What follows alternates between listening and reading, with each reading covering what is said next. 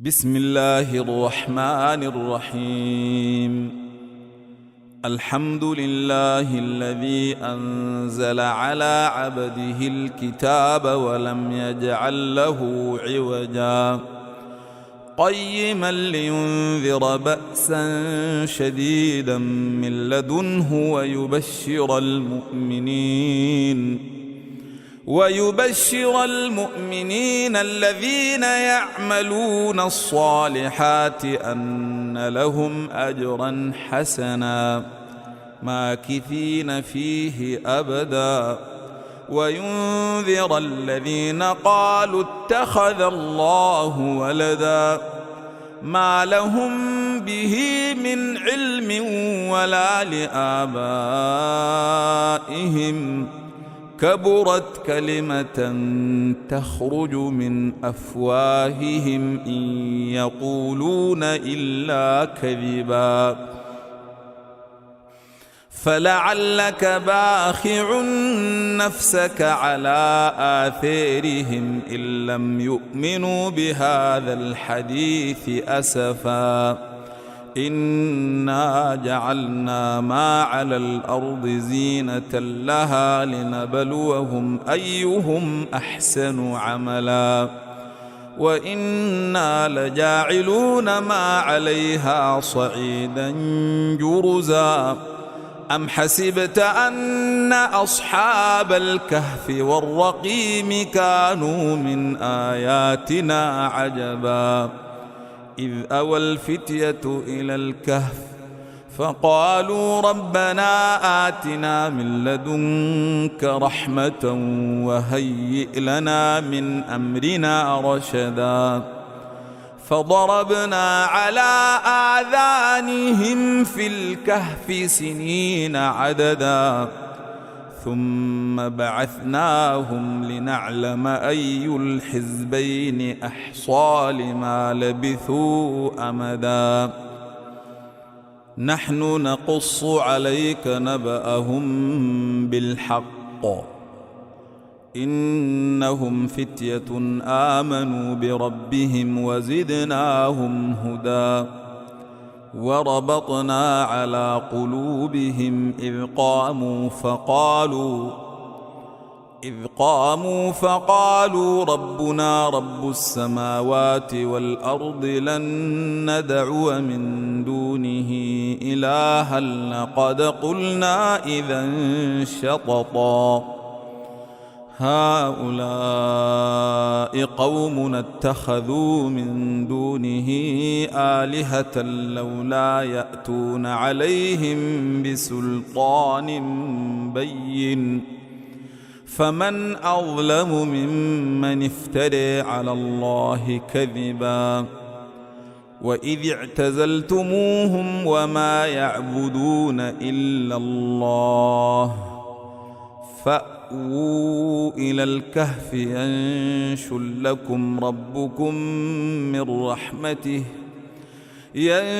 لكم ربكم من رحمته ويهيئ لكم من أمركم مرفقا وترى الشمس إذا طلعت تزاور عن كهفهم ذات اليمين وإذا غربت تقرضهم ذات الشمال وهم في فجوة منه ذلك من آيات الله من يهد الله فهو المهتد ومن يضلل فلن تجد له وليا مرشدا وتحسبهم أيقاظا وهم رقود ونقلبهم ذات اليمين وذات الشمال وكلبهم باسط ذراعيه بالوصيد لو اطلعت عليهم لوليت منهم فرارا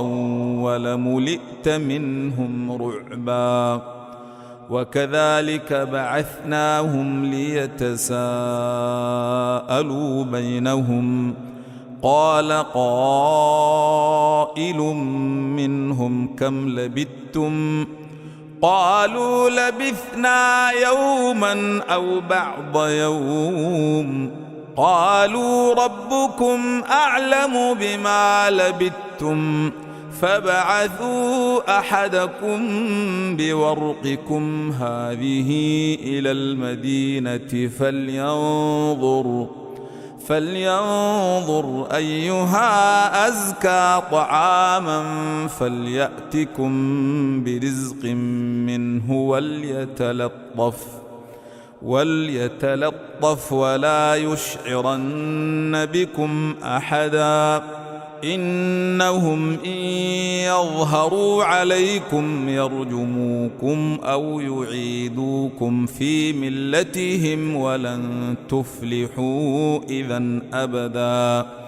وكذلك أعثرنا عليهم ليعلموا أن وعد الله حق وأن الساعة لا ريب فيها إذ يتنازعون بينهم أمرهم فقالوا ابنوا عليهم بنيانا ربهم أعلم بهم قال الذين غلبوا على أمرهم لنتخذن عليهم مسجدا سيقولون ثلاثة رابعهم كلبهم ويقولون خمسة سادسهم كلبهم رجما بالغيب ويقولون سبعة وثامنهم كلبهم قل ربي أعلم بعدتهم ما يعلمهم إلا قليل فلا تمار فيهم إلا مراء ظاهرا ولا تستفت فيهم منهم أحدا ولا تقولن لشيء إني فاعل ذلك غدا إلا أن يشاء الله واذكر ربك إذا نسيت وقل عسى أن يهديني ربي لأقرب من هذا رشدا ولبثوا في كهفهم 300 سنين وازدادوا 9 قل الله أعلم بما لبثوا له غيب السماوات والأرض أبصر به وأسمع ما لهم من دونه من ولي ولا يشرك في حكمه أحدا واتل ما أوحي إليك من كتاب ربك لا مبدل لكلماته ولن تجد من دونه ملتحدا واصبر نفسك مع الذين يدعون ربهم بالغداة والعشي يريدون وجهه ولا تعد عيناك عنهم تريد زينة الحياة الدنيا ولا تطع من أغفلنا قلبه عن ذكرنا واتبع هواه وكان أمره فرطا وقل الحق من ربكم فمن شاء فليؤمن ومن شاء فليكفر إنا أعتدنا للظالمين نارا أحاط بهم سرادقها وإن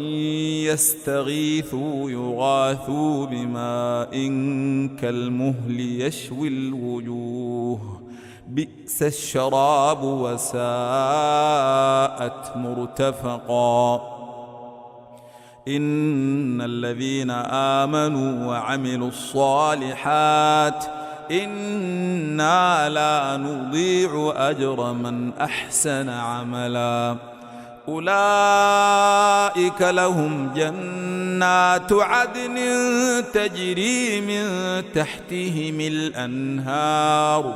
يحلون فيها من أساور من ذهب ويلبسون ثيابا خضرا من سندس واستبرق متكئين فيها على الأرائك نعم الثواب وحسنت مرتفقا. واضرب لهم مثل الرجلين جعلنا لأحدهما جنتين من أعناب وحففناهما بنخل وجعلنا بينهما زرعا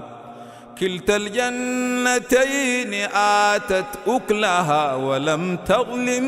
منه شيئا وفجرنا خلالهما نهرا وكان له ثمر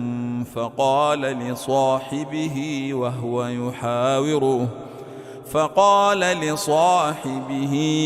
يحاوره أنا أكثر منك مالا وأعز نفرا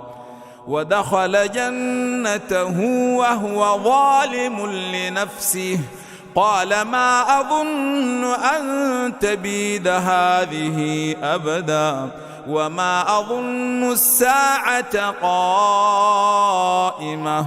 ولئن رددت إلى ربي لأجدن خيرا منها منقلبا.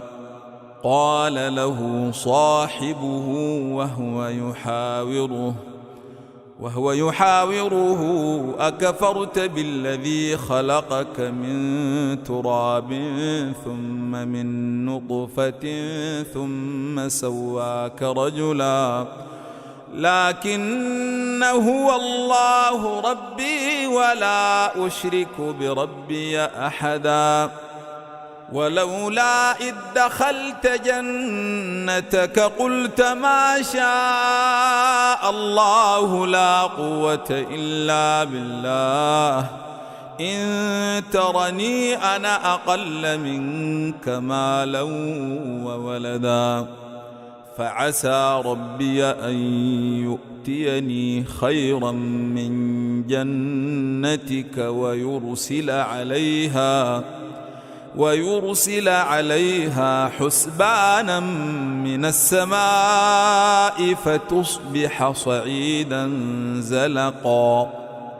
أو يصبح ماؤها غورا فلن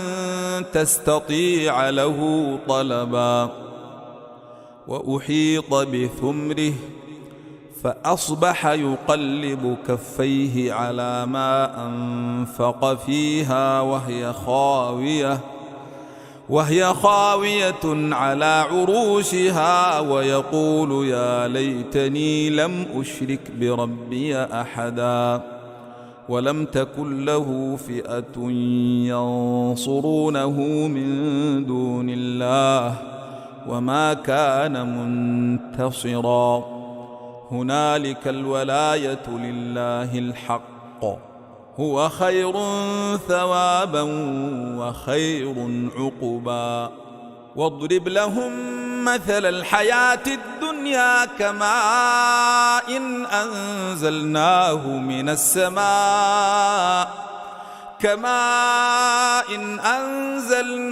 من السماء فاختلط به نبات الأرض فأصبح هشيما تذروه الرياح وكان الله على كل شيء مقتدرا. المال والبنون زينة الحياة الدنيا والباقيات الصالحات خير عند ربك ثوابا وخير أملا. ويوم تسير الجبال وترى الأرض بارزة وحشرناهم فلم نغادر منهم أحدا وعرضوا على ربك صفا لقد جئتمونا كما خلقناكم أول مرة بل زعمتم أن لن نجعل لكم موعدا. ووضع الكتاب فترى المجرمين مشفقين مما فيه ويقولون يا ويلتنا ما لهذا الكتاب لا يغادر صغيرة ولا كبيرة إلا أحصاها ووجدوا ما عملوا حاضرا ولا يظلم ربك أحدا وإذ قلنا للملائكة اسجدوا لآدم فسجدوا إلا إبليس كان من الجن ففسق عن أمر ربه أفتتخذونه وذريته أولياء من دوني وهم لكم عدو بئس للظالمين بدلا ما أشهدتهم خلق السماوات والأرض ولا خلق أنفسهم وما كنت متخذ المضلين عضدا ويوم يقول نادوا شركائي الذين زعمتم فدعوهم فلم يستجيبوا لهم وجعلنا بينهم موبقا ورأى المجرمون النار فظنوا أنهم مواقعوها ولم يجدوا عنها مصرفا ولقد صرفنا في هذا القرآن للناس من كل مثل وكان الإنسان أكثر شيء جدلا وما منع الناس أن يؤمنوا إذ جاءهم الهدى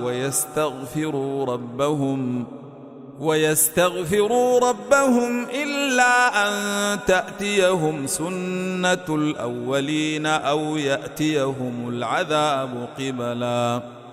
وما نرسل المرسلين إلا مبشرين ومنذرين ويجادل الذين كفروا بالباطل ليدحضوا به الحق واتخذوا آياتي وما أنذروا هزؤا ومن أظلم ممن ذكر بآيات ربه فأعرض عنها ونسي ما قدمت يداه إنا جعلنا على قلوبهم أكنة أن يفقهوه وفي آذانهم وقرا وإن تدعهم إلى الهدى فلن يهتدوا إذن أبدا وربك الغفور ذو الرحمة لو يؤاخذهم بما كسبوا لعجل لهم العذاب بل لهم موعد لن يجدوا من دونه موئلا وتلك القرى أهلكناهم لما ظلموا وجعلنا لمهلكهم موعدا وإذ قال موسى لفتاه لا أبرح حتى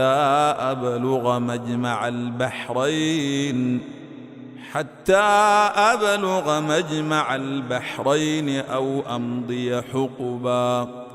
فلما بلغا مجمع بينهما نسيا حوتهما فاتخذ سبيله في البحر سربا فلما جاوزا قال لفتاه آتنا غداءنا لقد لقينا من سفرنا هذا نصبا قال أرأيت إذ أوينا إلى الصخرة فإني نسيت الحوت وما أنسانيه إلا الشيطان أن أذكره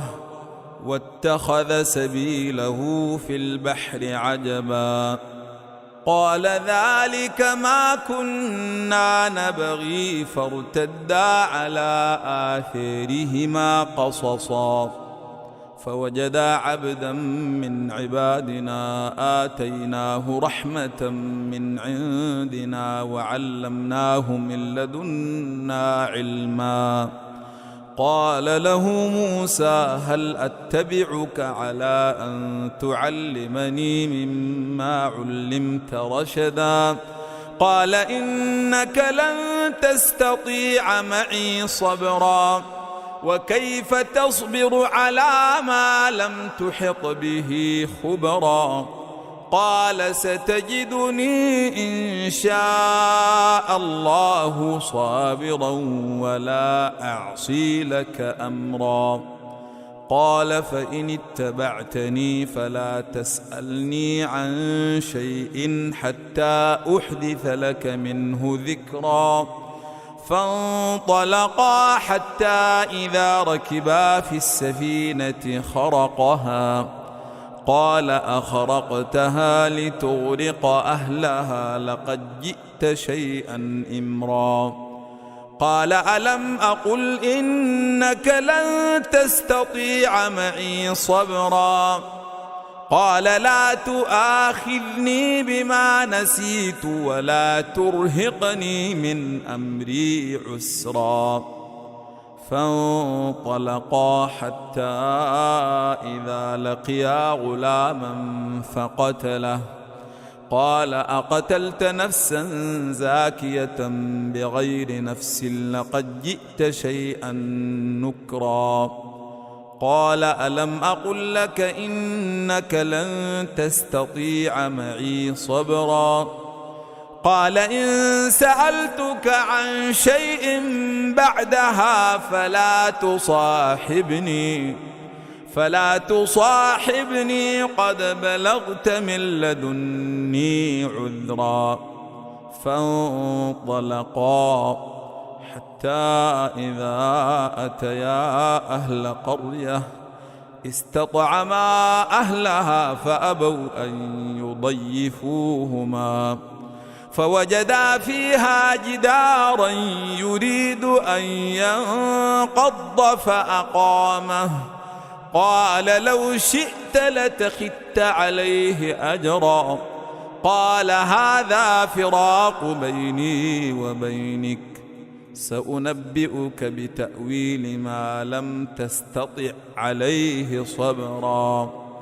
أما السفينة فكانت لمساكين يعملون في البحر فأردت أن أعيبها وكان وراءهم ملك يأخذ كل سفينة غصبا. وأما الغلام فكان أبواه مؤمنين فخشينا أن يرهقهما طغيانا وكفرا فأردنا أن يبدلهما ربهما خيرا منه زكاة وأقرب رحما. وأما الجدار فكان لغلامين يتيمين في المدينة وكان تحته كنز لهما وكان أبوهما صالحا فأراد ربك أن يبلغا أشدهما ويستخرجا كنزهما رحمة من ربك وما فعلته عن أمري ذلك تأويل ما لم تسطع عليه صبرا. ويسألونك عن ذي القرنين قل سأتلو عليكم منه ذكرا. إنا مكنا له في الأرض وآتيناه من كل شيء سببا فاتبع سببا حتى إذا بلغ مغرب الشمس وجدها تغرب في عين حمئة ووجد عندها قوما. قلنا يا ذا القرنين إما أن تعذب وإما أن تتخذ فيهم حسنا قال أما من ظلم فسوف نعذبه ثم يرد إلى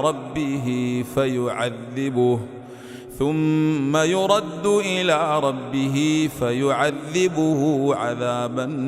نكرا. وأما من آمن وعمل صالحا فله جزاء الحسنى وسنقول له من أمرنا يسرا. ثم اتبع سببا حتى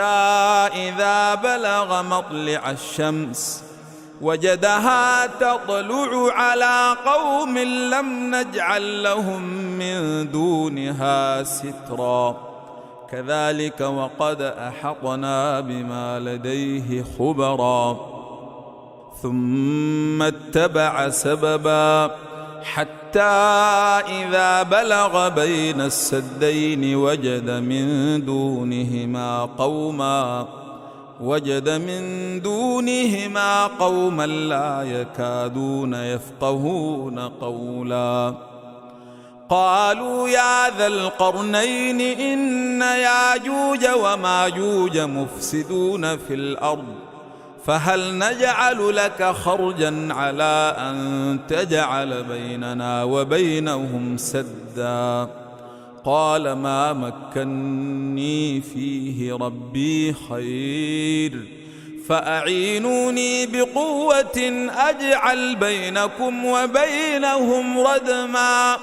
آتوني زبر الحديد حتى إذا ساوى بين الصدفين قال انفخوا حتى إذا جعله نارا قال آتوني أفرغ عليه قطرا فما استطاعوا أن يظهروه وما استطاعوا له نقبا. قال هذا رحمة من ربي فإذا جاء وعد ربي جعله دكا وكان وعد ربي حقا. وتركنا بعضهم يومئذ يموج في بعض ونفخ في الصور فجمعناهم جمعا وعرضنا جهنم يومئذ للكافرين عرضا. الذين كانت أعينهم في غطاء عن ذكري وكانوا لا يستطيعون سمعا. أفحسب الذين كفروا أن يتخذوا عبادي من دوني أولياء إنا أعتدنا جهنم للكافرين نزلا. قل هل ننبئكم بالأخسرين أعمالا الذين ضل سعيهم في الحياة الدنيا وهم يحسبون أنهم يحسنون صنعا أولئك الذين كفروا بآيات ربهم ولقائه فحبطت أعمالهم فلا نقيم لهم يوم القيامة وزنا. ذلك جزاؤهم